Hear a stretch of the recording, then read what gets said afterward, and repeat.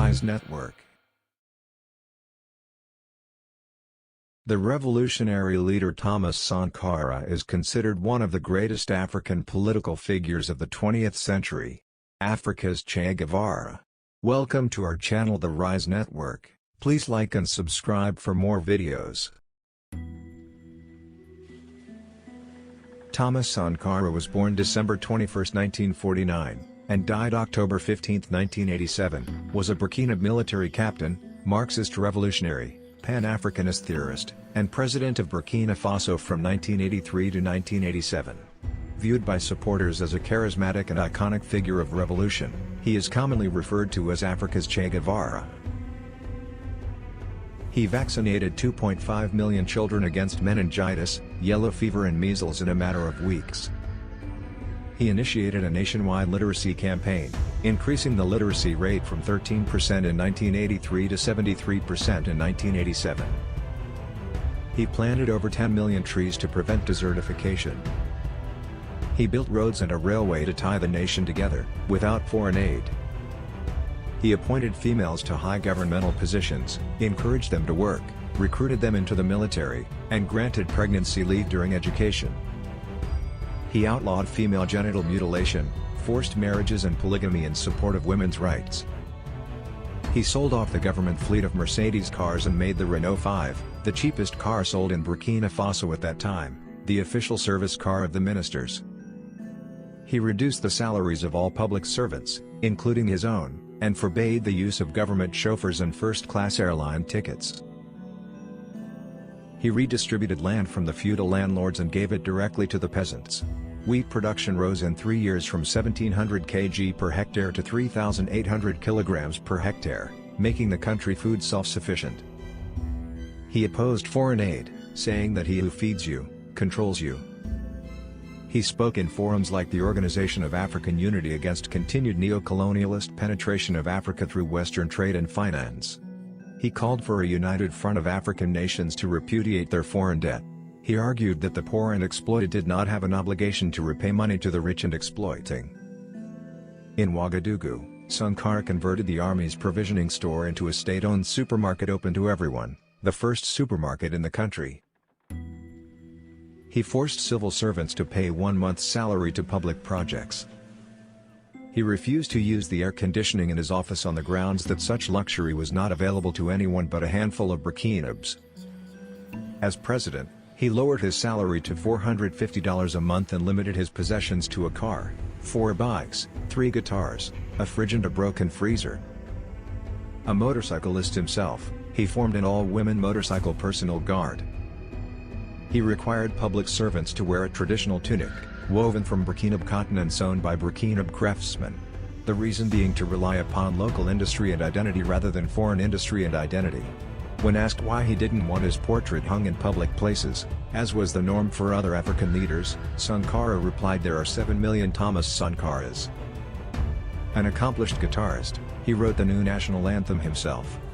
Sankara seized power in a 1983 popularly supported coup at the age of 33, with the goal of eliminating corruption and the dominance of the former French colonial power. He immediately launched one of the most ambitious programs for social and economic change ever attempted on the African continent. To symbolize this new autonomy and rebirth, he renamed the country from Upper Volta to Burkina Faso, Land of Upright Man. His foreign policies were centered on anti-imperialism, with his government eschewing all foreign aid, pushing for odious debt reduction, nationalizing all land and mineral wealth, and averting the power and influence of the International Monetary Fund, IMF, and World Bank. His domestic policies were focused on preventing famine with agrarian self-sufficiency and land reform, prioritizing education with a nationwide literacy campaign, and promoting public health by vaccinating 2.5 million children against meningitis, yellow fever, and measles. Sankara remained popular with most of his country's impoverished citizens. However, his policies alienated and antagonized the vested interests of an array of groups, which included the small but powerful Burkina middle class, the tribal leaders whom he stripped of the long-held traditional right to forced labor and tribute payments, and France and its ally the Ivory Coast. As a result, he was overthrown and assassinated in a coup d'état led by Blaise Compaoré on October 15, 1987. A week before his murder, he declared, While revolutionaries as individuals can be murdered, you cannot kill ideas. On October 15, 1987, Sankara was killed by an armed group with 12 other officials in a coup d'état organized by his former colleague Blaise Compaoré. Deterioration in relations with neighboring countries was one of the reasons given, with Compaoré stating that Sankara jeopardized foreign relations with former colonial power France and neighboring Ivory Coast. Prince Johnson, a former Liberian warlord allied to Charles Taylor, told Liberia's Truth and Reconciliation Commission, TRC, that it was engineered by Charles Taylor. After the coup, and although Sankara was known to be dead, some CDRs mounted an armed resistance to the army for several days. Sankara's body was dismembered and he was quickly buried in an unmarked grave, while his widow Mariam and 2 children fled the nation.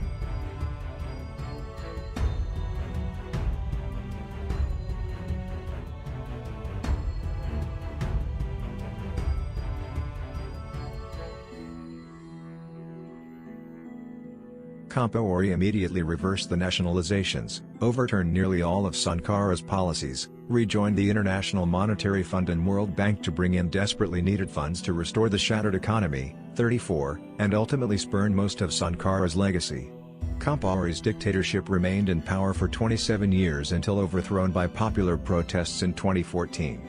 Sankara's visionary leadership turned his country from a sleepy West African nation with a colonial designation of upper Volta to a dynamo of progress under the proud name of Burkina Faso, land of the honorable people. He led one of the most ambitious programs of sweeping reforms ever seen in Africa. It sought to fundamentally reverse the structural social inequities inherited from the French colonial order. Sankara focused the state's limited resources on the marginalized majority in the countryside. When most African countries depended on imported food and external assistance for development, Sankara championed local production and the consumption of locally made goods. He firmly believed that it was possible for the Burkina, with hard work and collective social mobilization, to solve their problems, chiefly scarce food and drinking water. In Sankara's Burkina, no one was above farm work, or graveling roads, not even the president, government ministers or army officers. Intellectual and civic education were systematically integrated with military training, and soldiers were required to work in local community development projects. Sankara disdained formal pomp and banned any cult of his personality. He could be seen casually walking the streets, jogging, or conspicuously slipping into the crowd at a public event. He was a rousing orator who spoke with uncommon candor and clarity and did not hesitate to publicly admit mistakes, chastise comrades, or express moral objections to heads of powerful nations, even if it imperiled him. For example, he famously criticized French President François Mitterrand during a state dinner for hosting the leader of apartheid South Africa.